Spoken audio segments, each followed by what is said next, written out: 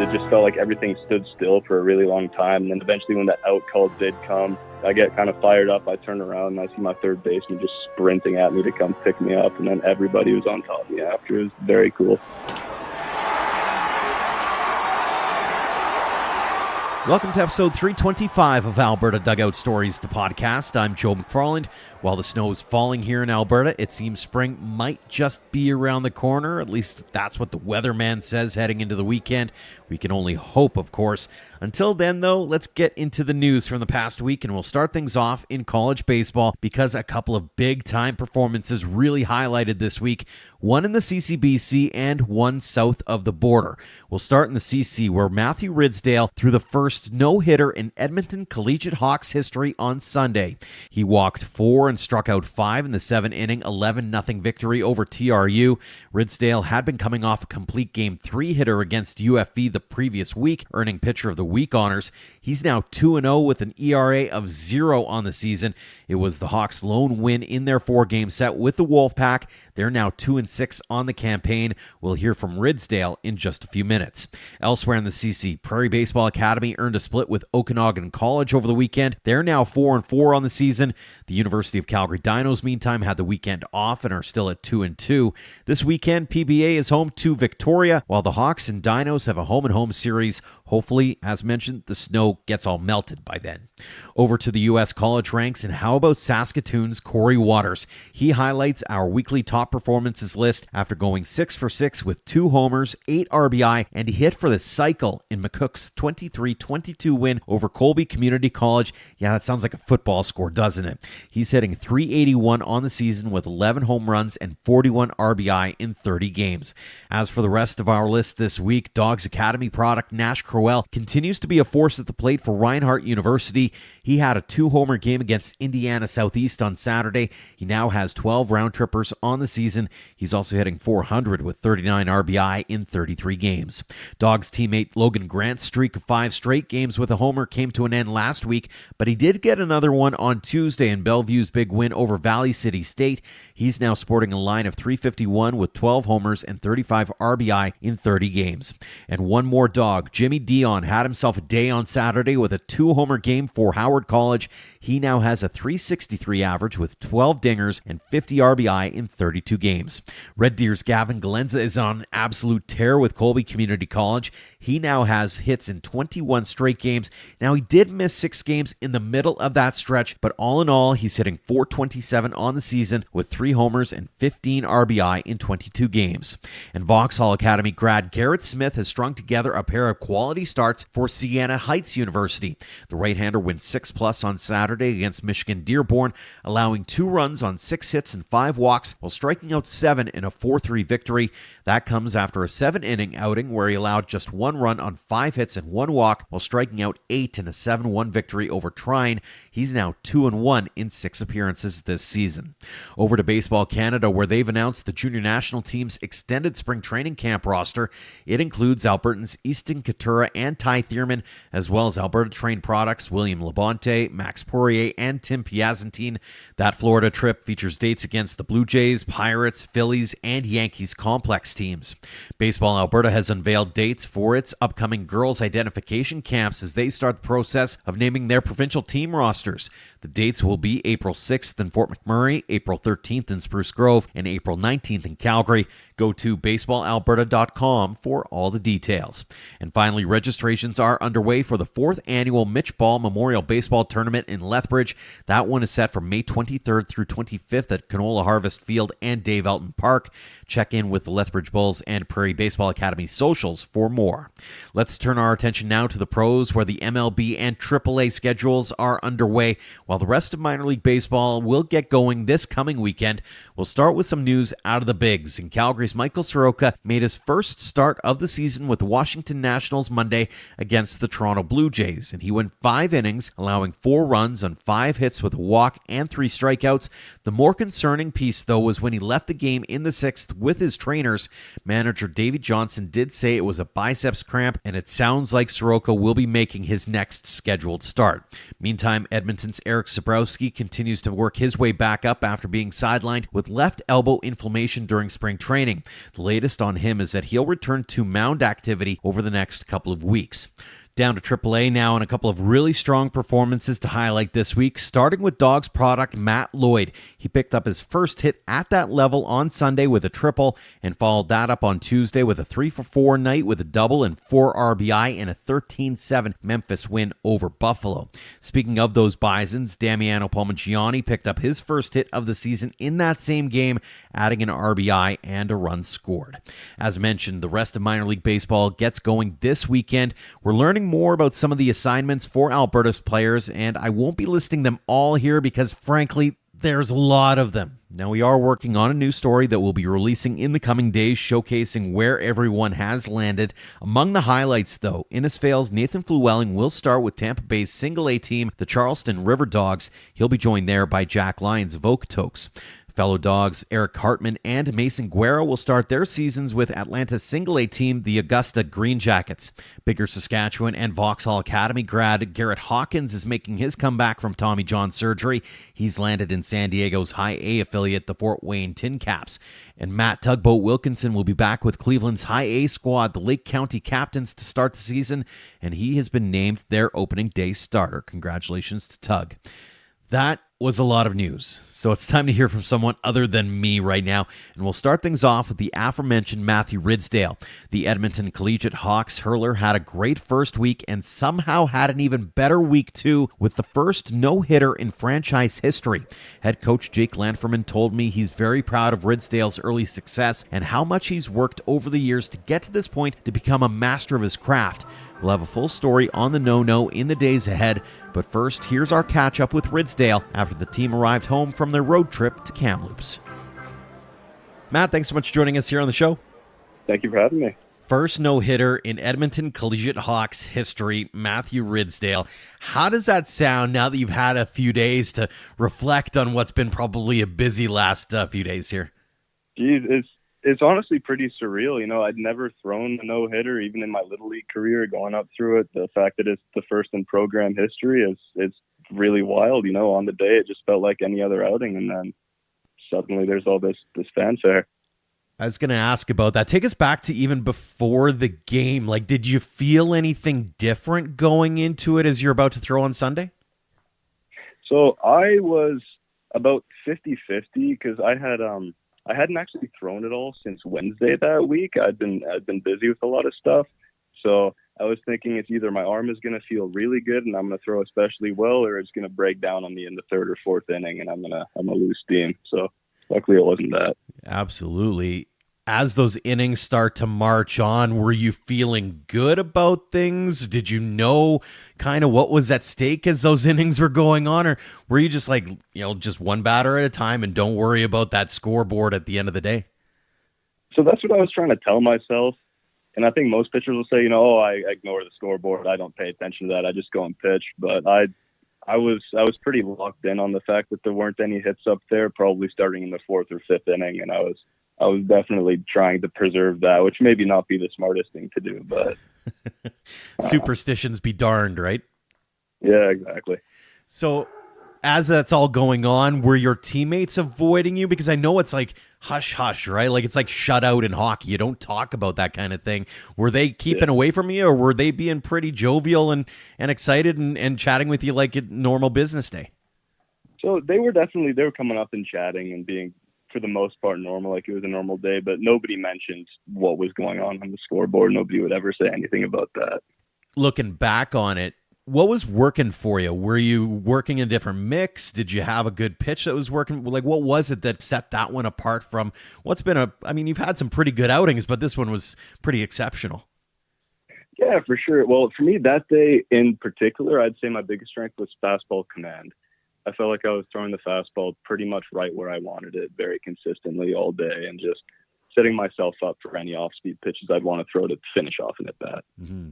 You didn't have a ton of strikeouts at the end of the day, which meant the defense had to do a little bit of their job as well. Any moments that stand out to you where you're like, oh, thank goodness you were right there in that moment, or any plays that really stand out to you as far as like preserving that big no-no? Yes. So there was one in the sixth inning in particular, because, you know, obviously I was thinking about that it could happen. It was getting close to the end. and somebody hit a really firm low line drive towards first base, and my first baseman made a really nice, like, kind of sliding catch to preserve that. And it was really at that point I was like, okay, I need to finish it off, like, for him now, for my defense, because they've done so much good work. Absolutely. So you get into that seventh and looking at the score sheet and watching the game back, you got 2 outs really quickly, and then you end up getting a couple of walks and a ground out to end it. How dicey or how much were you sweating, especially as you get those 2 guys on board? Oh, a lot. It was geez, after I got that second out, I was just in my head like, I need to end this no-hitter on a strikeout, and I was just trying to strike out the batter as much as physically possible. And then, that led to the 2 walks, trying to be too fine. And it was after that I just went back to it, like, no, I'm just gonna go back to throwing how I was, and hopefully he keeps getting himself out like they have been. And sure enough, they did. A ground out ends the ball game. Do you remember the moment when kind of pandemonium ensues? Because I'm pretty sure everybody knew what was on the line with that last out. Yeah. So it was really weird. I felt like time almost stood still for a second right after the play was made, like after I saw the play get made, but before the umpire made the out call. And it just felt like everything stood still for a really long time. And then eventually when that out call did come, I get kind of fired up. I turn around and I see my third baseman just sprinting at me to come pick me up. And then everybody was on top of me after. It was very cool. How surreal is that to think back on it? Because in the moment, you're probably just all jacked up on adrenaline, right? To be able to like look back on it a couple of days later, like that had to have been something else. Yeah, it was unbelievable. I've never had any experience like that before. Just an entire 35, 40 guys grabbing me and shoving me around and just jumping all over the place screaming. It was insane. Who's the first person you call? First person I call? That would be my girlfriend. That's a pretty safe call, I gotta say.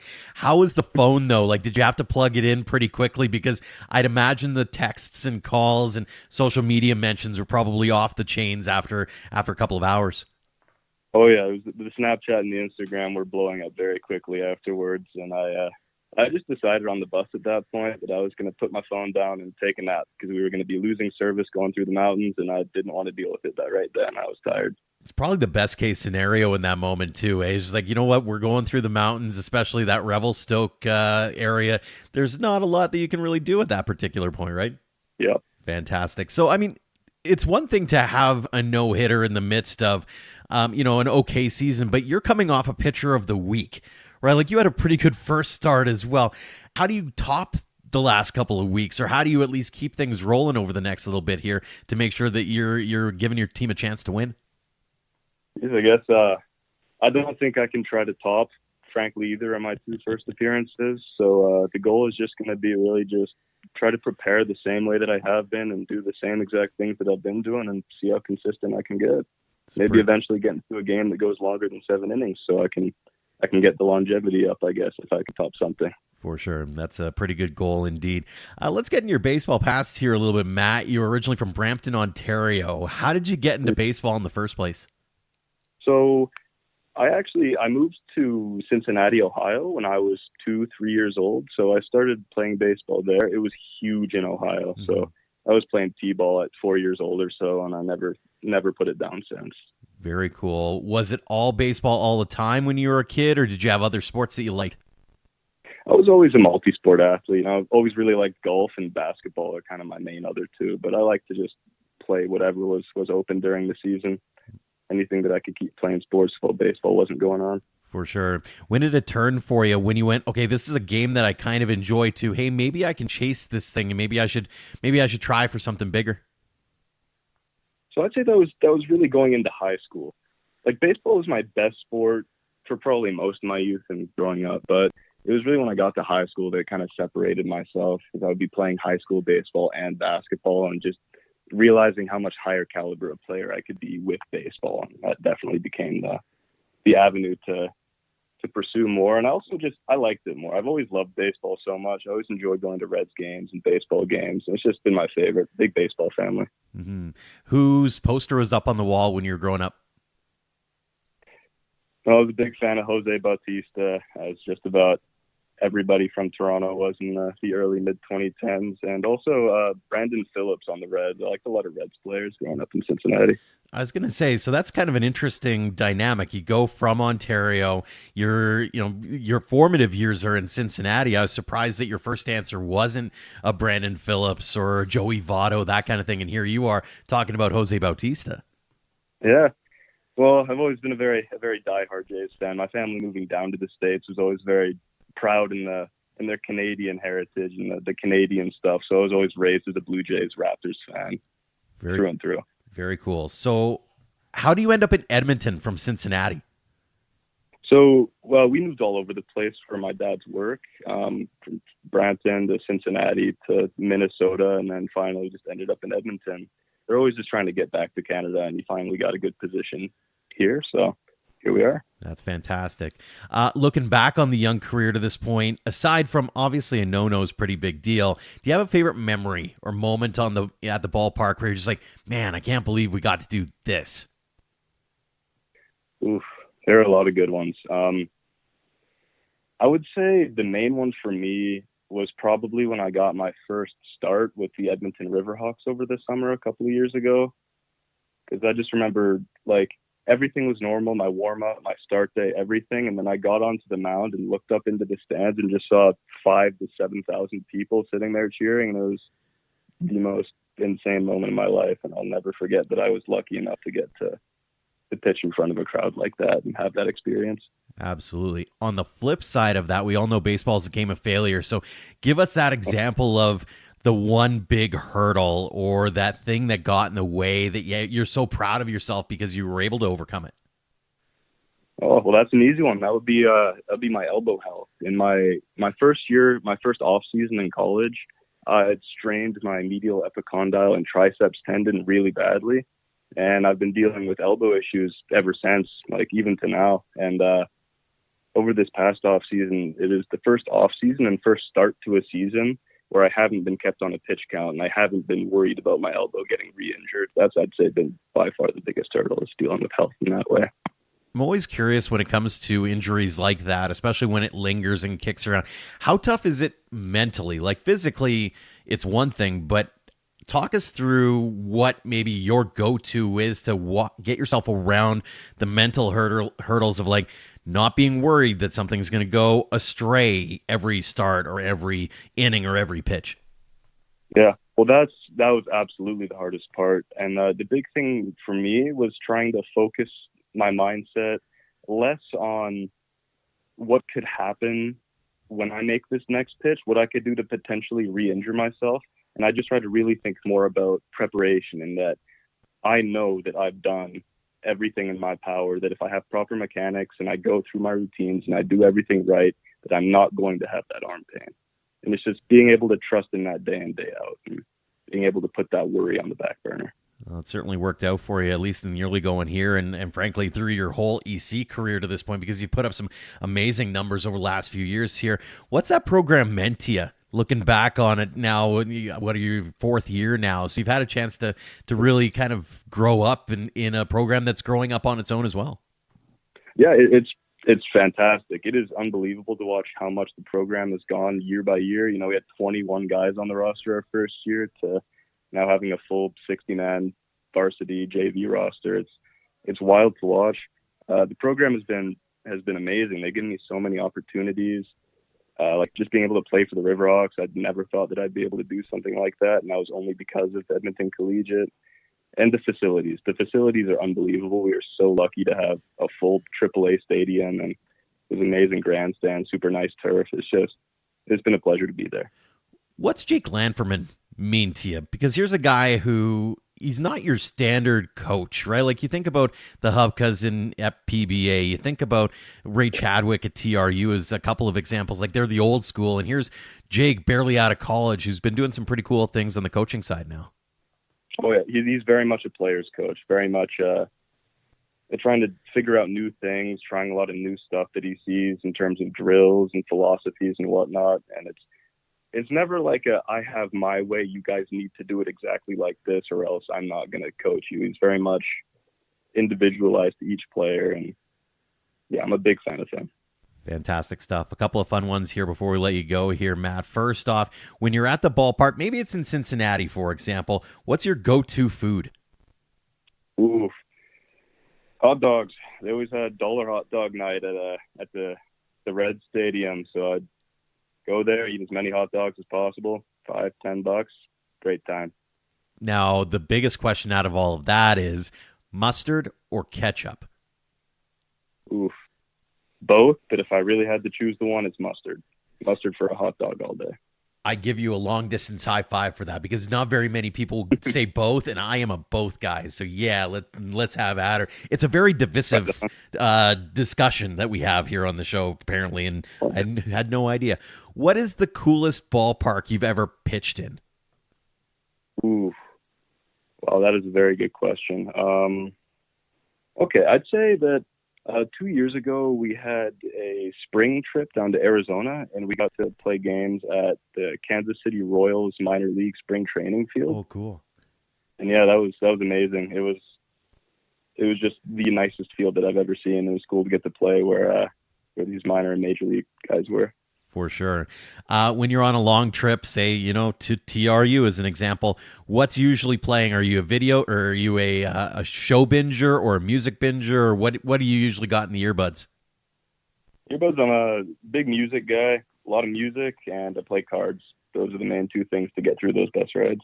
Fantastic. And speaking of music, let's say you're the closer and you get the Timmy Trumpet protocol, or maybe you get the Enter Sandman. What's your go-to closer tune that you'd walk out to if you had all the lights and everything going for you?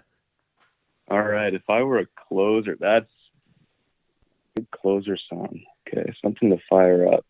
I would say the song Them Bones by Alice in Chains. Whoa, off the rails, and I'm all about the Alice in Chains, so kudos, my friend. I'm another long-distance high five. I'm a big fan. Couple of final ones for you. They're the ones we that we ask across the board here on the show. For those young athletes who are just starting out on their journeys, or maybe maybe they're the rookies who are showing up at EC, and they're looking to you for that advice, those words of wisdom to get to where you're at now. What do you want to impart upon them?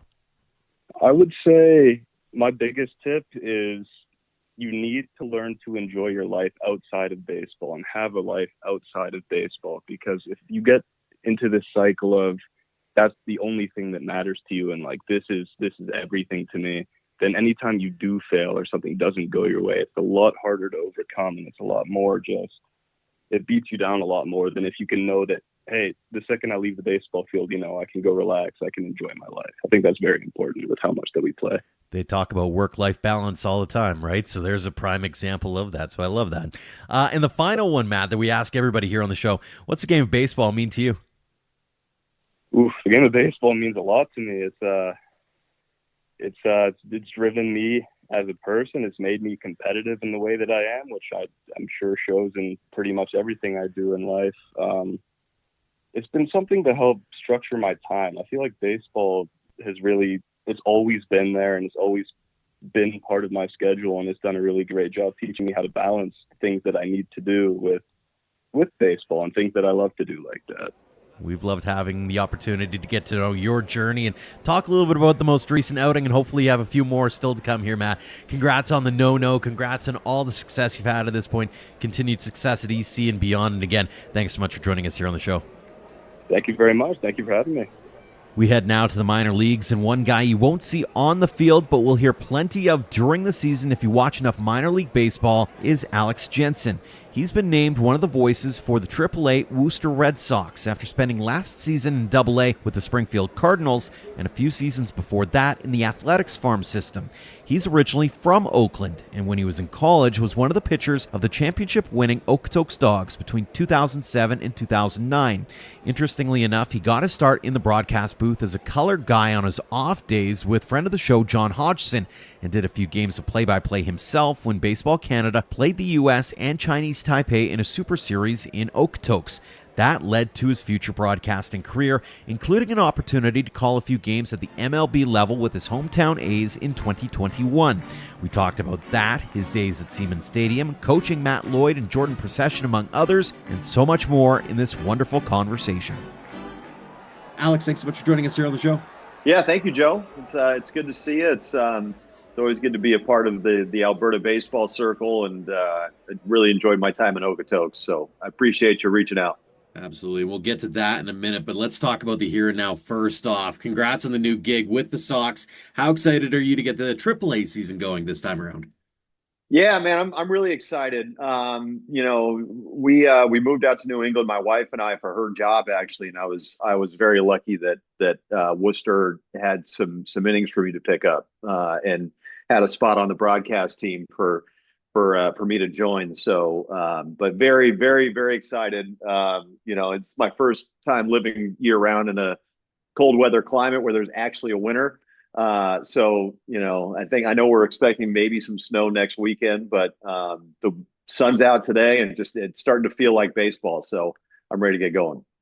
Talk about get going, and obviously spring training is almost behind us now. Opening day is right here now. Talk about the learning curve heading into a new year, new organization, new level. Walk us through what your prep has been like over the last few months here as you've gotten ready for the new gig.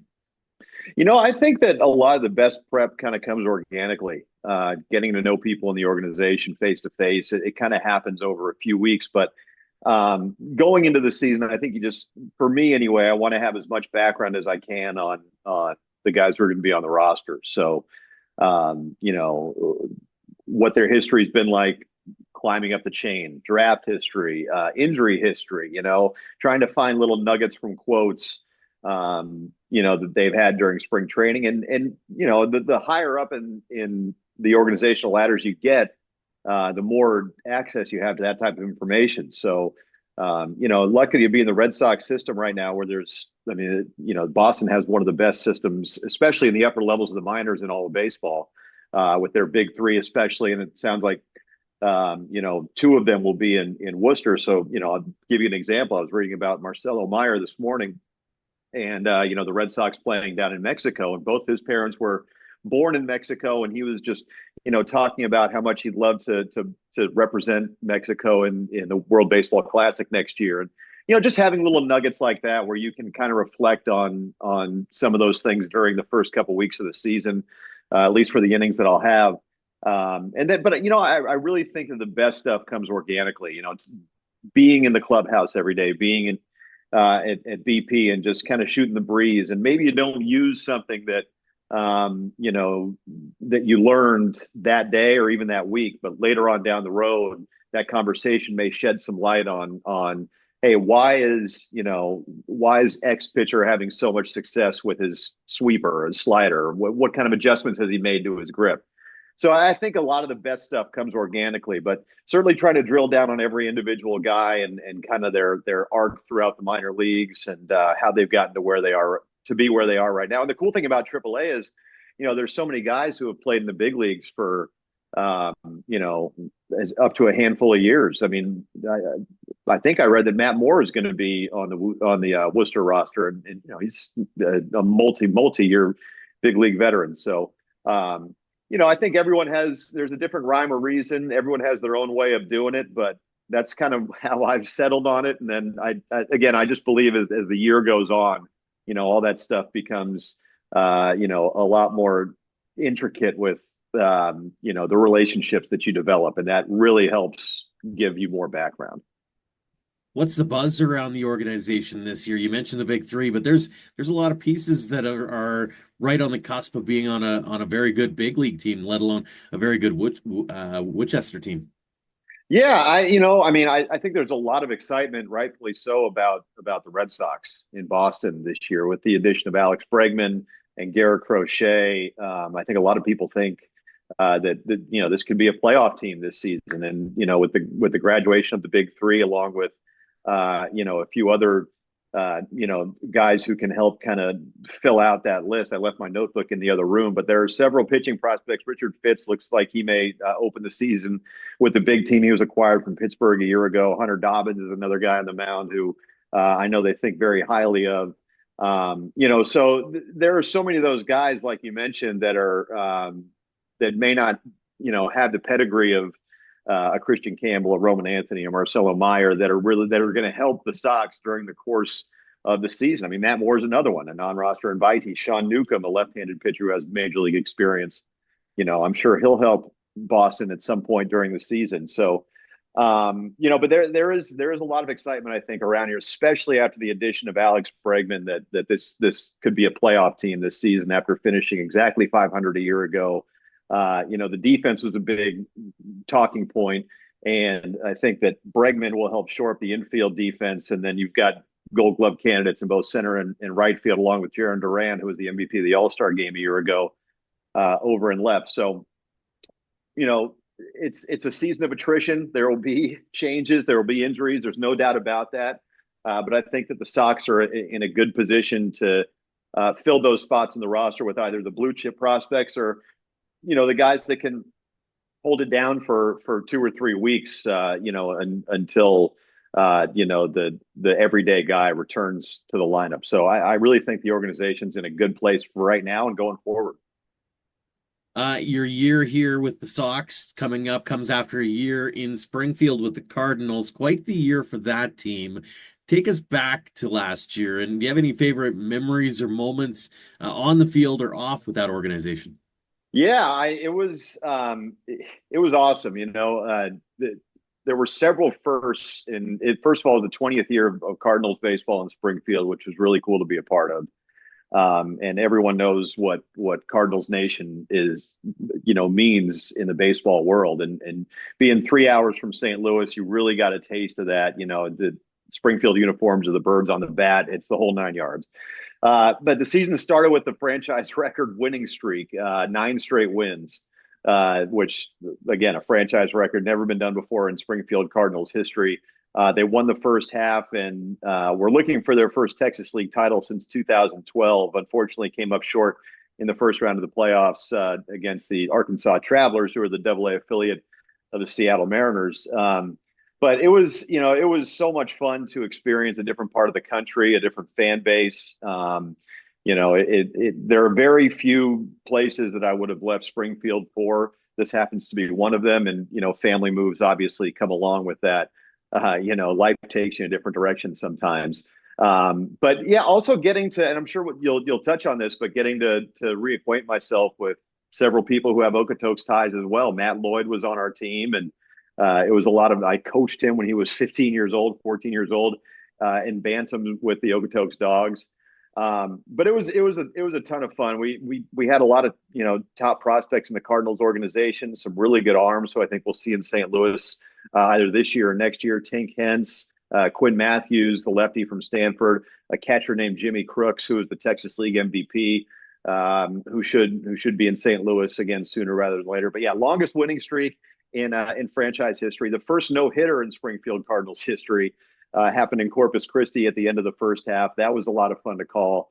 And then a first half title. Unfortunately with the A's, all 3 of my years in Stockton were under 500 clubs. So it was fun to be part of a club that was winning some games and playing postseason baseball. And for anybody that ever visits the Ozarks or Southwest Missouri during the summer, I highly encourage you to get out to Hammons Field and check out a Springfield Cardinals game, and then make the drive to St. Louis, because going to a Cardinals game in St. Louis is on the baseball fan bucket list, in my opinion. It's just, it's one of the best baseball brands we have in the sport, and their fans are as passionate as any. But would not trade my year in Springfield for anything. I really enjoyed it. Fantastic stuff. I'm glad you mentioned Matt Lloyd. Quite the comeback after a year of injury. He almost quit the game altogether, goes to Baseball Canada, Mexico, and then lands in St. Louis and with the Springfield Cardinals. Walk us through what it was like seeing this kid that, as you mentioned, you knew him as a teenager, and go through the trials and tribulations of professional baseball, and not just, get back on his feet, but get on his feet in a really big way. Really big way, man. He had a great year. I was so happy for him. Like you said, the journey that he went through to get to that point, and talking to his dad, his dad Steve, who I built a relationship with when I was coaching Matt in Okotoks as well. And when it was announced that I was going to be in Springfield, a couple days later, I got a text from Steve saying that Matt was going to be in Springfield as well. That he had signed with the Cardinals. He was going to be in Springfield, and he really felt like the Cardinals were a good fit for him as an organization.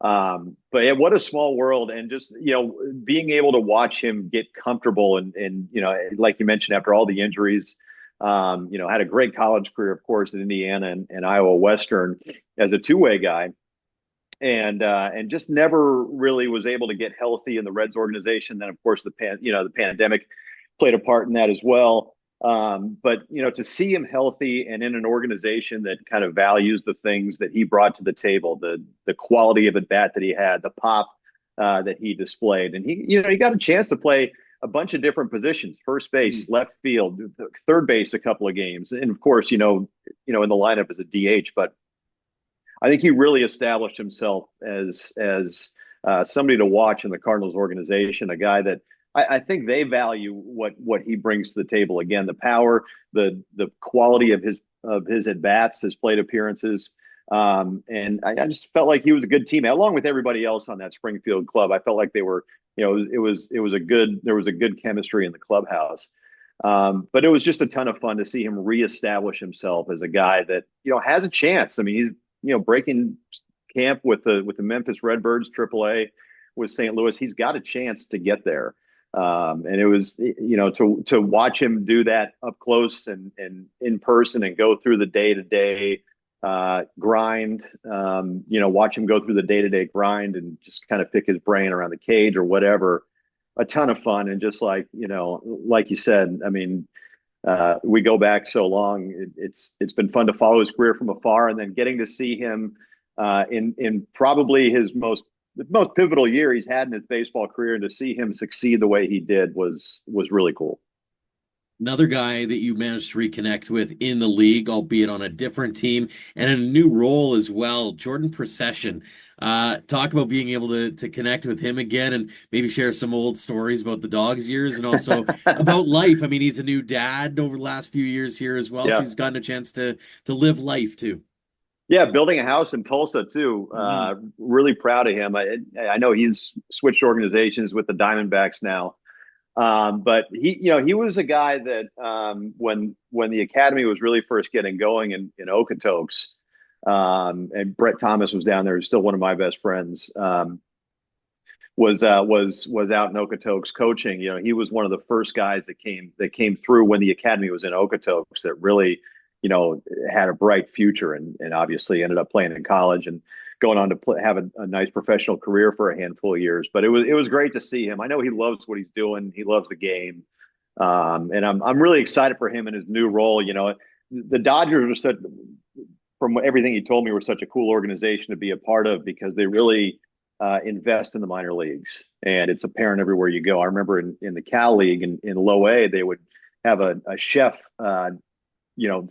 travel with their team and set up like a little van or a food truck outside the clubhouse to make food for the guys. The Dodgers really invest in their player development, and for Pro to be a valued part of that, I know he really cherished it. And then getting to take the next step now, and get to be on the coaching staff with the Diamondbacks at Double-A is going to be really exciting for him. But just getting to see both those guys that I, obviously had lost touch with day to day for a good decade, and then kind of pick up right where things left off was a lot of fun to see them kind of grow. Like you mentioned, Pro's a new dad, and they're building a house, and Matt Lloyd is really, I think he's really starting to gain some steam with his career. Just seeing the men that they've turned into is really cool, because I was there for part of their their development with the Dogs, and the baseball world is such a small and close-knit community. So to experience that in a different part of the world for all of us was a really cool thing. Absolutely. Let's get into the Dogs bit a little bit from your experience there, because you're originally from Oakland, yet you find yourself in probably a place that you wouldn't have been able to point out on a map prior to actually getting on a plane and flying up to Calgary.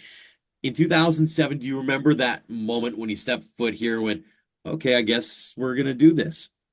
Yeah, it was fun. It was kind of sight unseen to a certain extent. What happened was Brett Thomas and I were teammates in junior college, and he was playing at Cal. I was playing at St. Mary's, which are very close together, by the way, only about 10 miles or 20 kilometers apart. And he messaged me, during the fall and said, "Hey, what are you doing this summer? My coach is sending me to Okotoks to play for this team in a Canadian college league. I know they're looking for pitchers. You should reach out to them." So I checked with my coach to make sure it was okay. He said yes, and I just remember looking at the website and all the renderings of Seaman Stadium, and just thinking about how cool that could be. I love baseball. I wanted to play during the summer. So yeah, I remember my dad and I flew to Spokane and rented a car and drove up through BC into Alberta. And getting there, I got there for media day, and I remember they were still sodding the berm and there was no training facility at this time. It was in the plans, but it hadn't been built yet. So when I got there, they were still putting seats in. They were still sodding the berm. The opening day was like 3 days away. We were going to Medicine Hat for a couple games. But you could see the bones of the place. And then, God, what it turned into during that first year in 2007 was unbelievable. Like, I don't think any of us could have seen that coming. The way the community embraced us, and winning a championship at home that year was just kind of like the icing on the cake. I still think to this day it's one of the best decisions I made going to Okotoks, because it's not just the parts of it that are on the field, it's away from the field.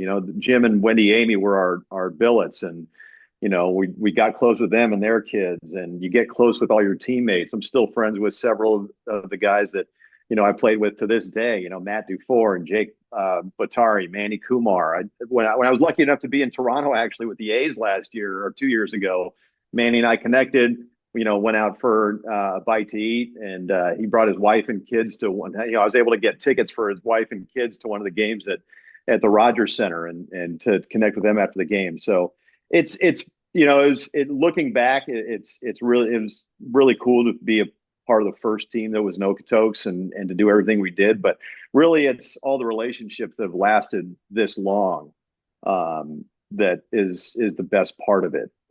So yeah, looking back, it's just funny to see where it was then and what it's turned into now, and kind of watching the evolution of it as the years have gone along. I wouldn't trade my 3 years in Okotoks as a player for anything, or my 1 year as a coach.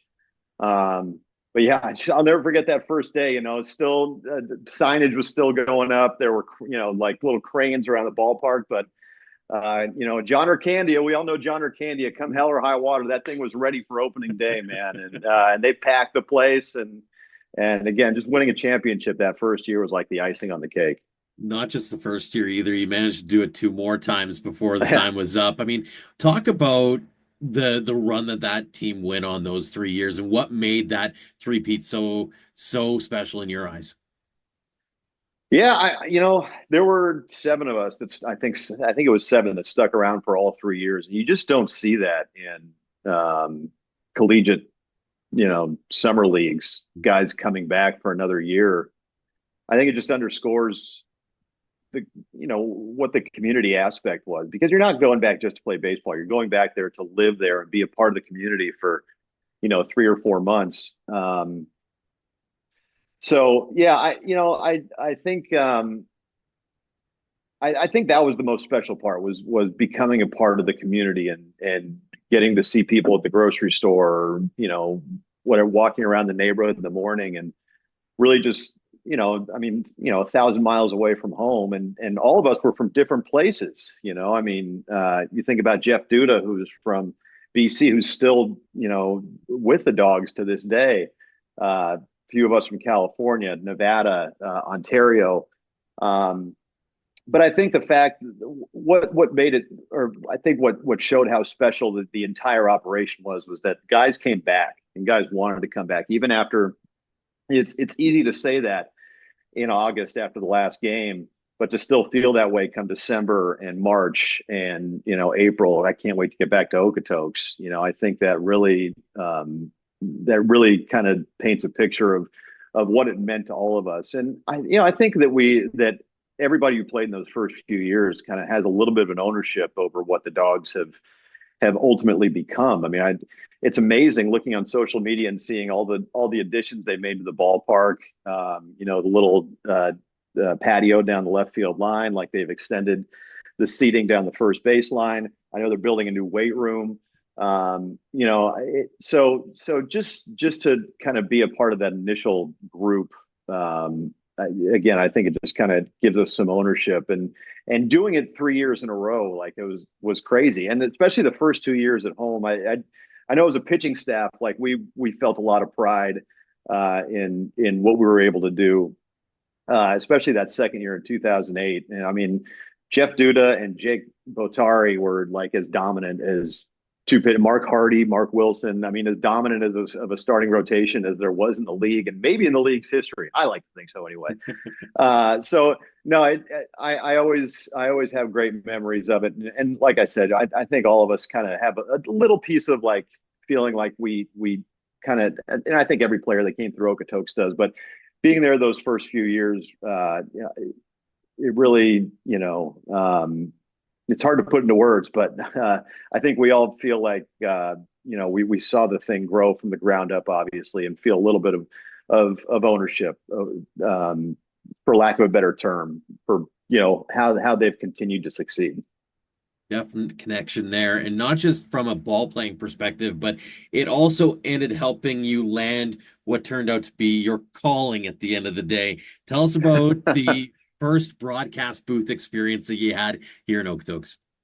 Well, luckily, I think the Dogs were forward thinking in this way, where John Hodgson wanted to broadcast, and they part of the ballpark was building in a broadcast booth, a couple of broadcast booths in the press box up there, not just like a scoreboard operation, but 2 dedicated broadcast booths.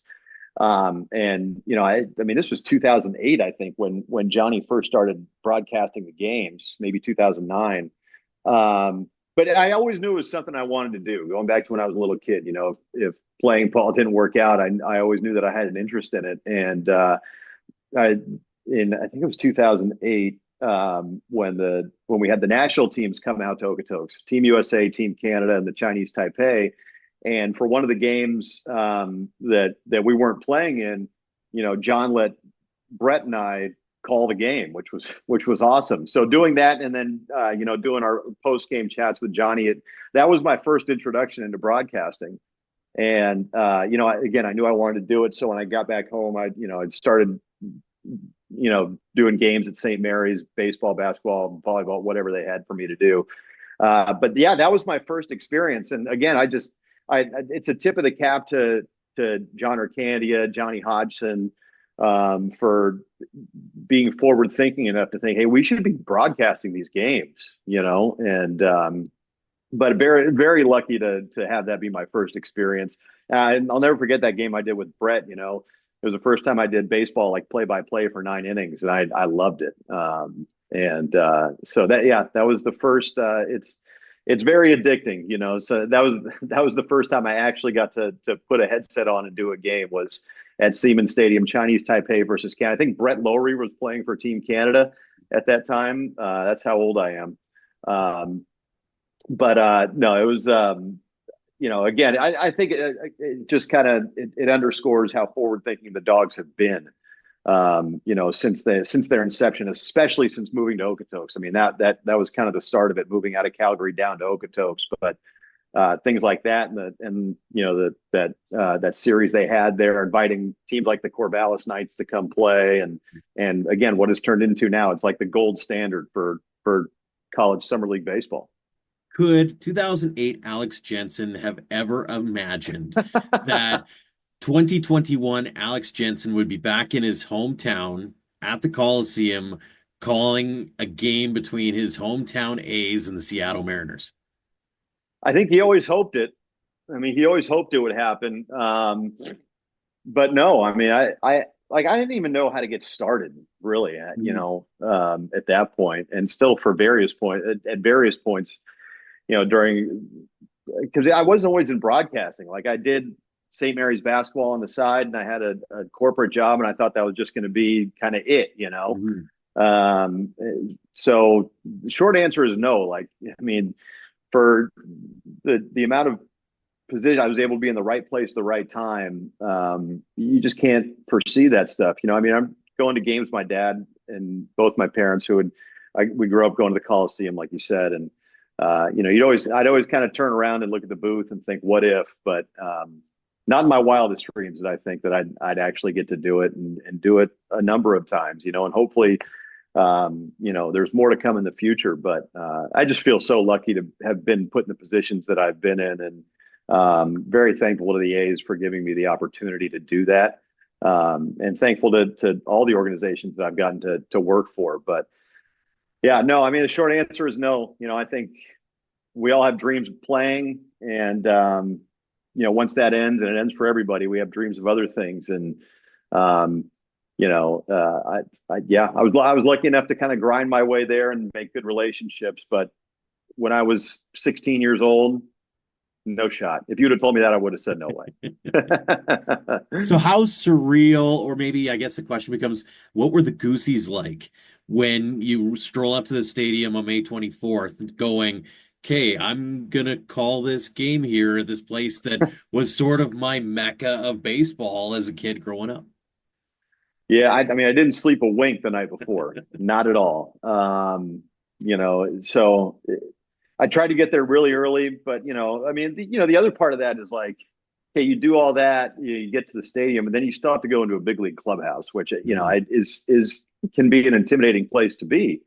A little bit, and be on the field. I was just trying to soak it in, and feel as normal as possible. Yeah, the blood was flowing. There's no doubt about that. But once the game started, it's kind of like just riding a bike. You're still calling a slider just off the outside corner. You're still describing a ground ball to second base and how many. It kind of becomes instinctual once you kind of get into the flow of the game. But yeah, the heart was beating pretty hard before, given the starting lineups and walking up to the stadium. But I'll never forget walking up to the stadium. I walked that walk through that parking lot hundreds of times before as a fan, and working on the A's radio broadcast after that as like a stats guy. But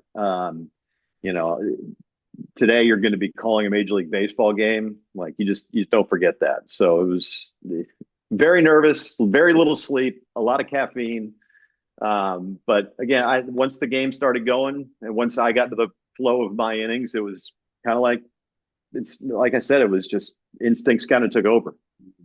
Did you take away any mementos or memorabilia from that first game, just to or do you do that along your trek? Because I got to take a few things so you can put it in the trophy case of the mantle, so that one day you can look back on and go, yeah, that was pretty cool. Yeah, what's funny is at the time, my now wife was living in Kansas City. It was right after the pandemic, and she works in sports too. So she had long story short, she moved to Kansas City to take a job for 9 months and ended up moving back to the Bay Area. But her and a couple of her friends, and a couple of our friends came to the game and sat in the second deck.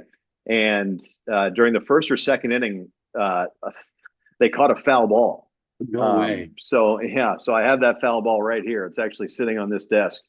So that was for my first game. Yeah, first or second inning, foul ball got hit right. It was crazy how that happened. I got to kind of look down out of the booth because I knew where they were sitting, and so I looked down out of the booth and they were waving the ball at me, and it was kind of crazy actually. But a few other things, like I was lucky enough to go on a bunch of road trips with the A's, and one of them happened to be here in Boston, so I got to go inside the Green Monster and sign my name. But other than that, no, not many mementos. But this one's pretty cool.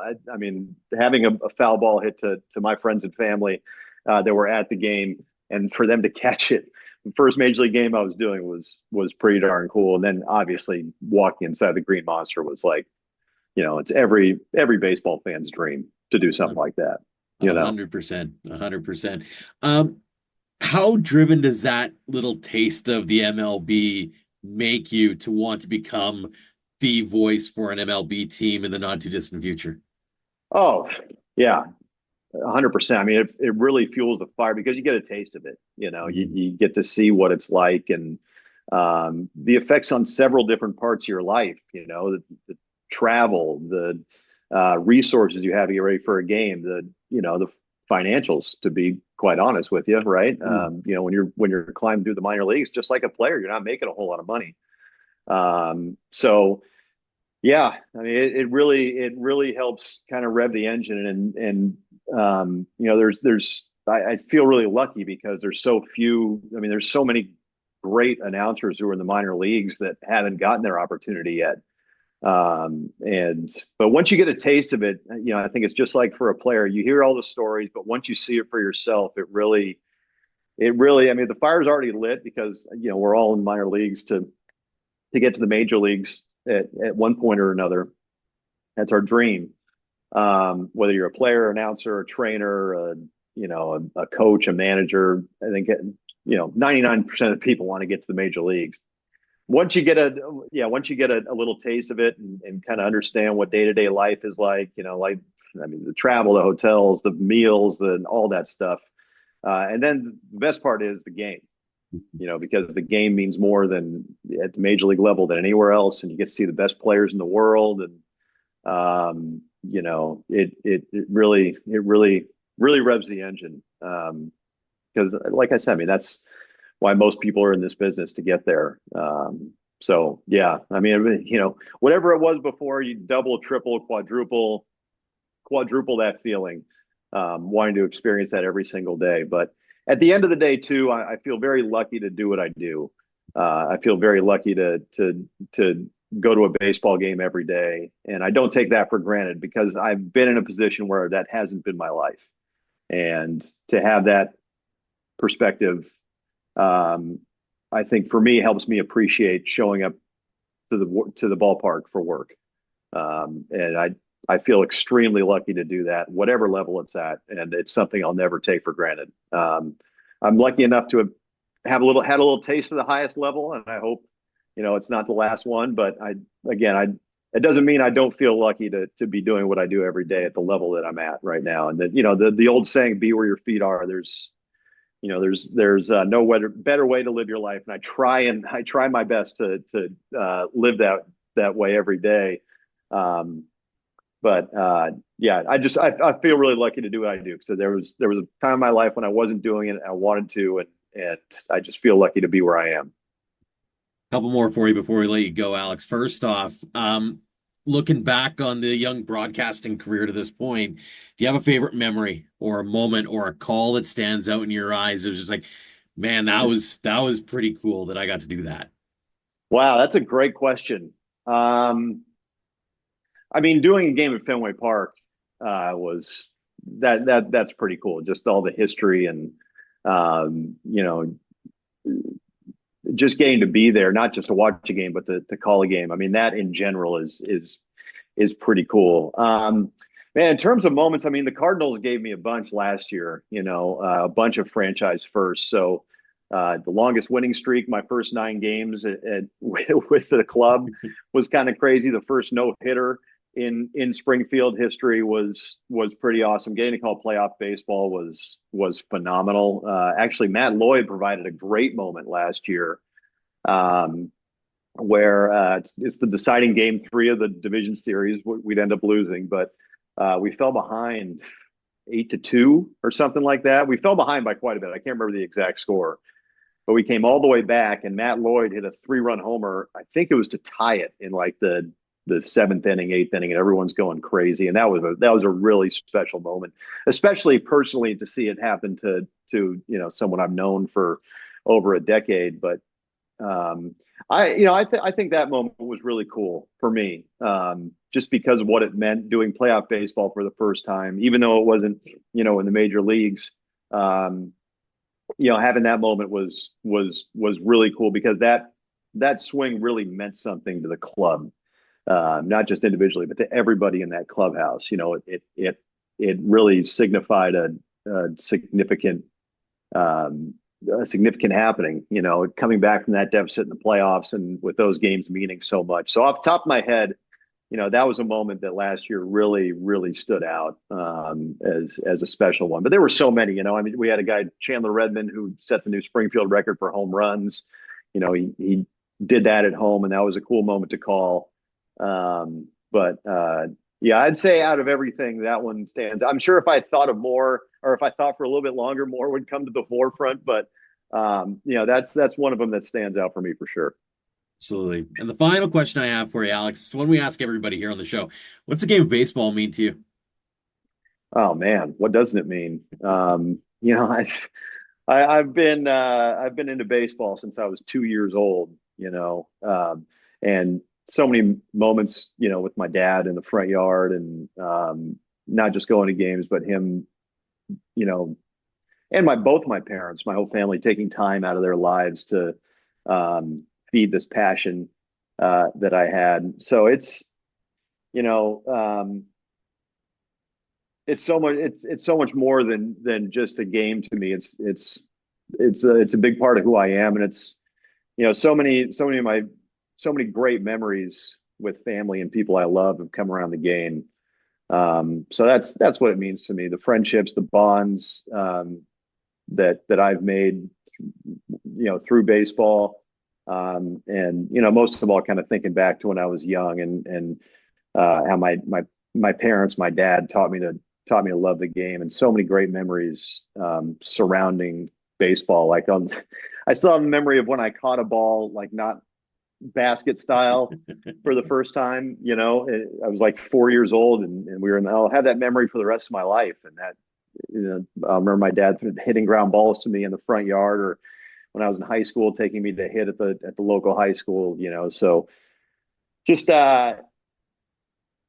so many of my favorite memories with friends and family come because of baseball. And so I think that's why I love it so much. And I feel really fortunate to have had the game be a big part of my life, and have made so many great memories and friends surrounding it. So I think when push comes to shove, that's what baseball means to me. Been fantastic getting a chance to hear a little bit about your journey, as well as talking about the switch over from playing days in Okotoks to now being in the broadcast booth and making your way up in the baseball broadcasting world. Alex, really appreciate the time. Congrats on the new gig. Congrats on all the success to this point. Continued success with the Red Sox organization and beyond. And again, thanks so much for joining us here on the show. No, thank you so much, Joe. And if I may, because I know this is an Alberta baseball audience, I just want to say a huge thank you to the Okotoks community, to John Arcandia and the Amy family, and everybody involved with the Okotoks Dawgs for making that part of my baseball journey really, really special, and one that I'll never forget. Okotoks and the Dawgs will always, hold a special place in my heart. So I really appreciate you reaching out, Joe. It was great to connect with you again, man. And I hope to be back in Southern Alberta at some point soon.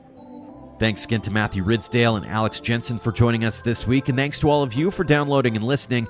If you like this or any other episode, make sure to leave us a rating and review on your app to help spread the word about ADS.